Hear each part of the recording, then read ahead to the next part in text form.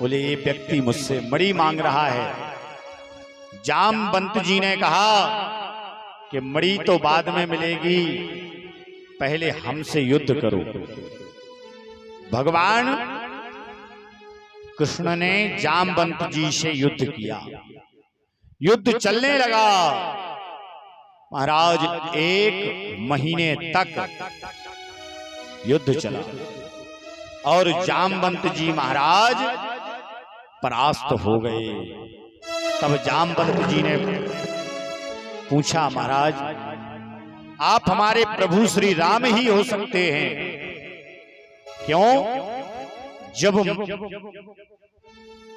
लंका में युद्ध हो रहा था ना, तो उस समय रावण मारा गया, राम जी वापिस आ रहे थे। उस समय जामवंत जी ने कहा, प्रभु युद्ध तो पूर्ण हो गया, लेकिन हमारे हाथों में खुजली हो रही है, हमें अभी युद्ध से संतुष्टि नहीं हुई, हमें थकावट नहीं हुई।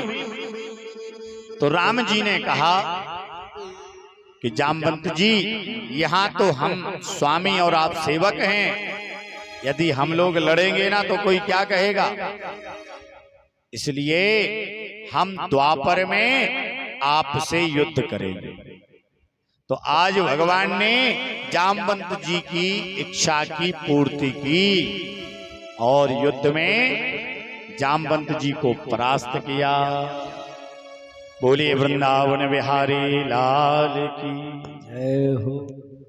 पूछा, भगवान आप किस लिए पधारे? भगवान ने पूरी स्थिति सुनाई कि हमें उस मणि को सत्राजित को देना है। बोले प्रभु हमने मणि तो दे दी अपनी पुत्री को, अब यदि आपको मणि चाहिए है तो पहले पुत्री से विवाह करना पड़ेगा। सो पुत्री भी ले जाओ और मणि भी ले जाओ।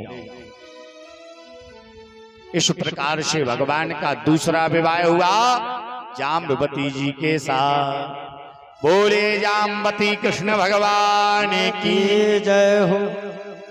भगवान चले आए, भगवान ने उस मणि को किसको दे दिया? सत्राजित को।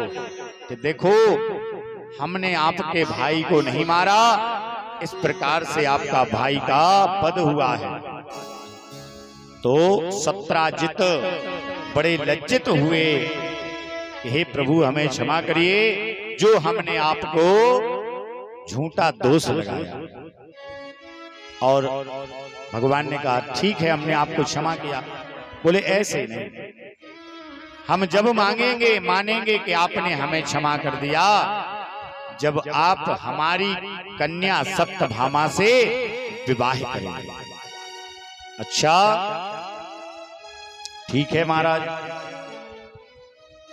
तो भगवान का तीसरा विवाह हुआ सत्यभामा जी के साथ। और यहां पर उस मणि को चोरी कर लिया अक्रूर जी ने।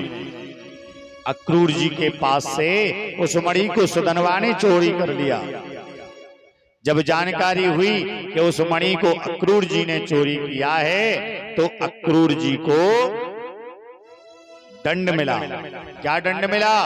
कि अक्रूर जी आप मणि की 10 घंटे पूजा करेंगे, लेकिन उससे जो मिलने वाला सोना है वो आप द्वारका के राजकोष में देंगे।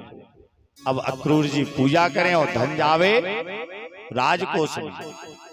इस प्रकार से भगवान ने तीसरा विवाह सत्यभामा के साथ किया। एक दिन की बात है, भगवान अर्जुन के साथ जमुना जी के तट पर पहुंचे। वहां पर देखा कि एक सुंदर कन्या मुख जमुना जी की तरफ बैठ करके भगवान कृष्ण का चिंतन कर रही है।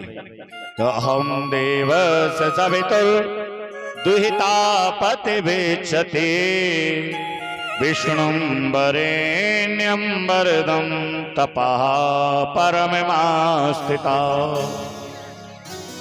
और भगवान ने जाकर के अर्जुन से कहा पूछो कौन है। अर्जुन ने जाकर के कहा आप कौन हो? उसने बताया मेरा नाम कालिंदी है। कौन हूं? यम की बहन और सूर्य भगवान की पुत्री है। कौन है? सूर्य भगवान की पुत्री। इन्हीं कालिंदी से विवाह हुआ। चौथा विवाह जमुना के साथ हुआ। पांचवा विवाह भगवान का बिंद अरविंद की बहन जिनका नाम है मित्र वृंदा, इनके साथ हुआ। छठवां विवाह भगवान का हुआ नग्न जित की कन्या नागन जिति, जिसको सत्या भी कहते हैं। सातवां विवाह है राजाधि देवी की पुत्री भद्रा से हुआ। आठवां विवाह भद्रदेश नरेश की पुत्री लक्ष्मणा से हुआ। इस प्रकार से भगवान के कितने विवाह हो गए? 8 विवाह हो गए। यहां एक विवाह है में लोग परेशान हो जाते हैं। यहां भगवान के 8 विवाह हो गए। कहते हैं यहां भगवान सुंदर सुंदर लीलाएं करते हैं और भगवान जिंदगी भर रोए हैं। भगवान जिंदगी भर रोए? नहीं रोए। भगवान पर इतने कष्ट आए लेकिन कभी भगवान रोए नहीं। जन्म लिया तो कंस का भय था, तुरंत गोकुल पहुंच गए। गोकुल में अरे बधाई नहीं हो पाई, पूतना आ गई। नामकरण नहीं हो पाया, सक्टासुर आ गया। तो नाना प्रकार से उनके जीवन में संकट आते रहे लेकिन कभी भगवान रोए नहीं। लेकिन आज भगवान रोए कब? जब सत्राजित शांत हो गए। सत्यभामा के पिता की मृत्यु हो गई तो भगवान वहां जाकर के रोए। बोले क्यों रोए? बोले सबसे धनवान कोई है ना तो वो सत्यभामा है, और यदि यहां पर नहीं रोएंगे तो सत्यभामा को बुरा लगेगा।